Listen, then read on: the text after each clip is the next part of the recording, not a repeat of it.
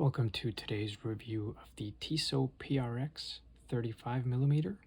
Not many reviews online for this model. I've had it for about 2 months now, so let's take a closer look and find out if 35mm is the right size for you. And let's talk about the one thing that's holding me back from being able to wear this as a daily watch. So let's start with the dimensions. Do the case diameter first. So it comes in just under 35mm, depending on exactly where you measure it. The thickness comes in just under 10mm. And since it is a integrated bracelet, we'll measure the actual lug to lug, which is just under 45mm. And while we're here, it's about a 5mm crown. And we'll measure the bracelet, which is a bit tricky. As it's integrated, we'll measure bracelet at the case is just under 24mm. And it tapers down to 16mm at the clasp. Currently it's sized for my 6.5-inch wrist, and it weighs approximately 93 grams. The watch is running a Swiss quartz movement made by ETA. And we'll start off with a quick size comparison. Next to a Seiko 5.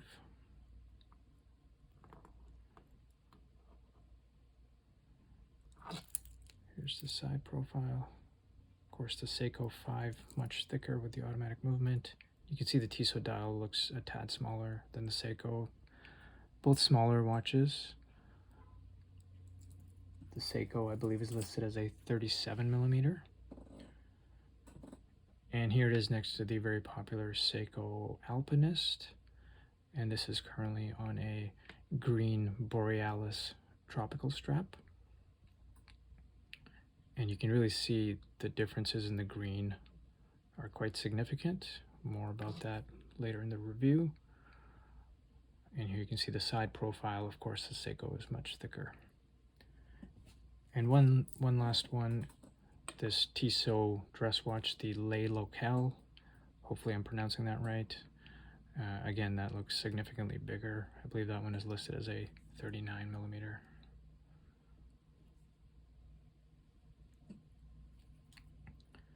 So I have to say, I do love the sizing of this watch for my 6.5-inch wrist.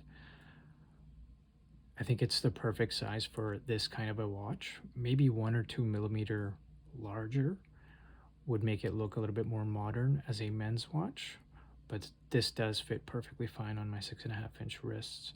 For a retro reissue, they really nailed the sizing, in my opinion. Since it has the integrated bracelet, a bigger case would have made the bracelet larger as well. And as I showed at 24mm, it's a really good size bracelet, which tapers down to 16, so I think it wears perfectly. If you're on the fence, definitely try it out at your local Tissot dealer and see how it fits. But we'll move on into the review. So it's got a sapphire crystal, and it's got a beveled edge to the crystal that sits slightly proud of the case. The dial color is a very interesting shade of green. I would call it an emerald green, and I've heard that being used online by others, so I'm not taking credit for calling it emerald green. When you look at the color, it just has a retro vibe to it, and it makes me think of something you'd see on a piece of jewelry. It has a unique shade that I've never seen before on a watch. Some greens tend to look very dark in poor lighting conditions. This dial, on the other hand, is almost always going to look green. And I like that about it, as it means I can enjoy the color in a variety of different lighting conditions. It has a sunray finish, which really pops when the light hits it. And the minute tracker around the outside is actually printed on a darker green which has a nice contrast. Overall, I was very pleased with the dial color when I first saw this watch, and I have not changed my mind after my honeymoon period of about 2 months. Taking a closer look at that dial, it's got 3 lines of text, Tissot and 1853 under the 12 o'clock marker, and then PRX above the 6 o'clock marker in this very cool retro font. And of course it says Swiss made at the bottom of the dial. There are polished stick-shaped indices all the way around the dial. I think these indices look a touch too flat and could use a little more depth to make them pop. They do look a little bit like something you would see on a cheaper watch. They are loomed, however the loom is very weak.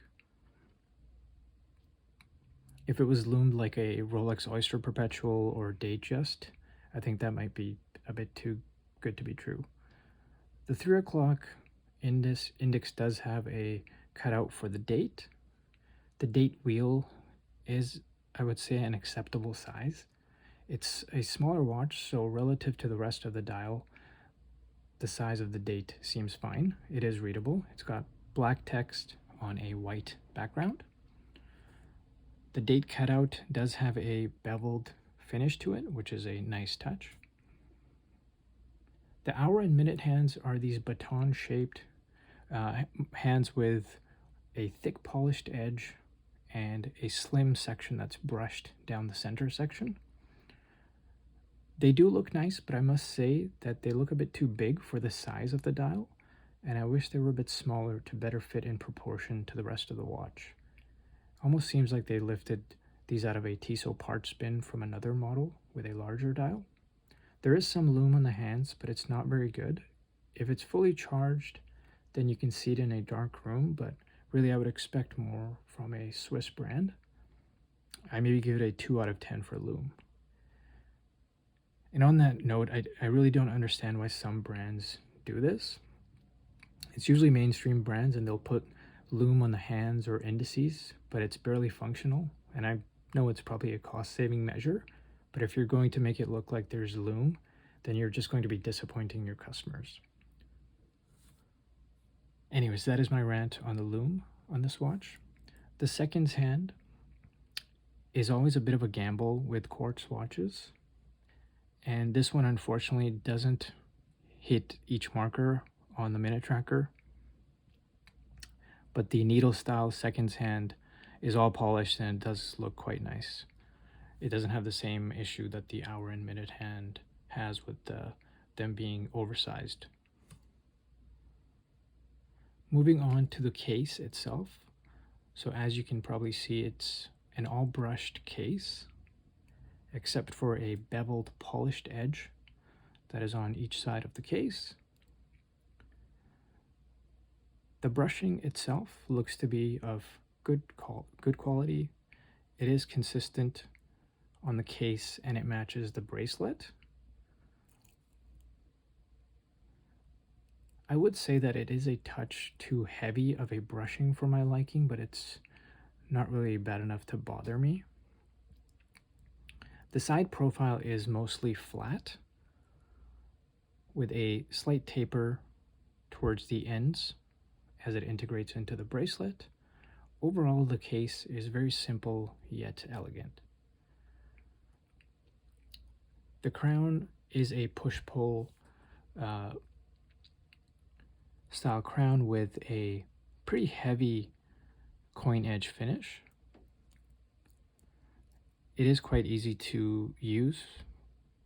However, since it's a quartz watch, you probably will not be using it much.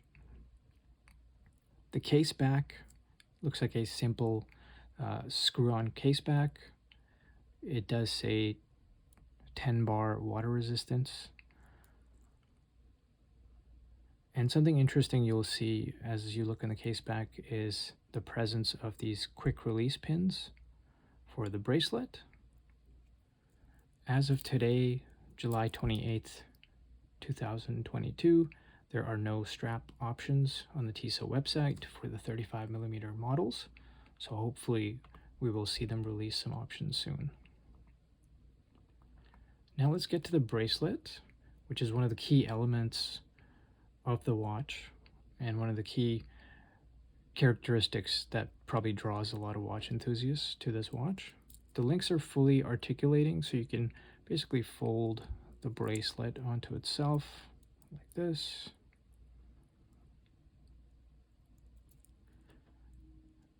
And the first link does fully articulate up and down. It flows very nicely when I run my finger across the back of the bracelet. This usually indicates that it will drape nicely on the wrist. And this is something that you don't usually find at this price point, especially from mainstream watch brands.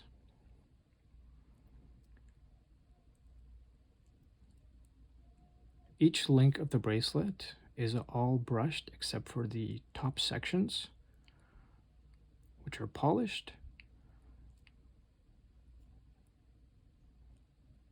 And this makes it look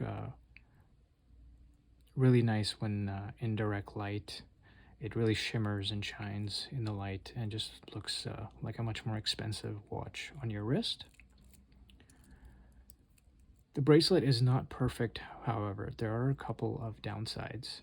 So even though the back of the bracelet feels nice and smooth, I did notice that wearing it for extended periods of time, the sides of the bracelet are actually a little bit sharp, which was surprising to see on a Tissot.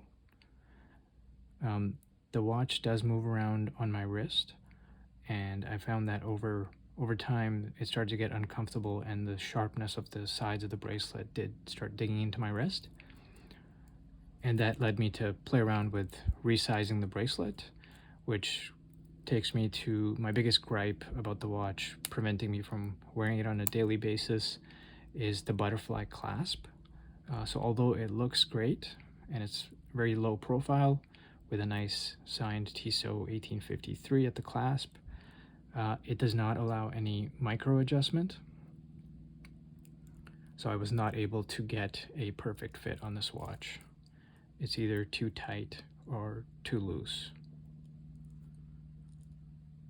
I will commend Tissot for including half links. There are no half links at the moment installed on my watch, but it does come with 2 half links, one on each side.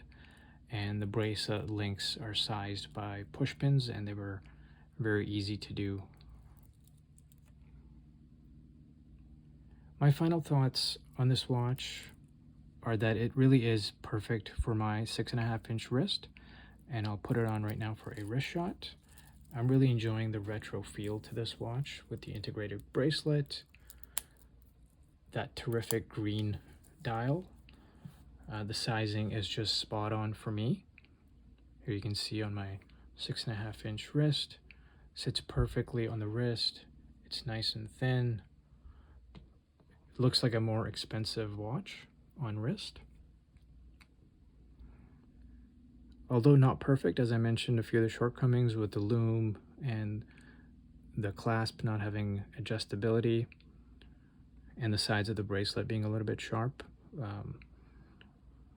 Otherwise, it is a very impressive watch, and I do highly recommend you check this one out if you're looking for something unique under the $400 US price range. Thank you for watching, and if you found this review helpful, please like and subscribe.